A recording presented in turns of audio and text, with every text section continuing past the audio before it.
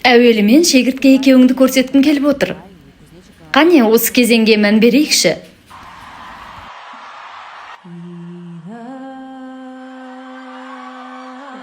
Мен қобалжып кеттім қатты.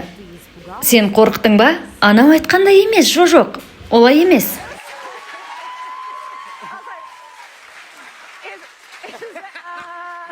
Сен оны әннің ырғағына сайлақтырдың ғой дейім. Иә, солай болғандай мен бірдеңе сездім де, білесің бе, ойландым.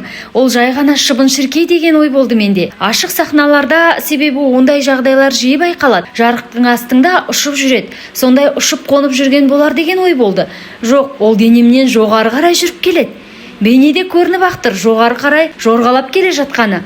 Денемнен мойныма өтіп келеді. Сезіп тұрмын. Әнімді аяқтауға жақындап қалғанда, кішкене аяқтарымен денемде сезіп барам. Өзіме қайталап тұрым, бұл маңызды емес, әніңді аяқта деп. Сен өзіңді керемет ұстадың, жігерлісің. Иә, рахмет.